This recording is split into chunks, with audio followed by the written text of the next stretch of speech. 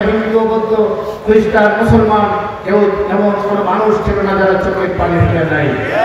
President Zia রহমানের লড়াই যখন ঢাকা চট্টগ্রাম থেকে ঢাকা আসেন, সমগ্র ঢাকা শহর একটি জানাজার শহরে পরিণত হয়েছিল।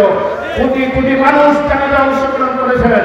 1450 বছর আগে ইসলাম ধর্ম প্রবর্তিত হওয়ার পর আজ পর্যন্ত কোনো মুসলমান বা কোনো মুসলমান রাষ্ট্রনায়কের ভাগ্যে এত কোটি কোটি মানুষের জানাজা জুটে নাই।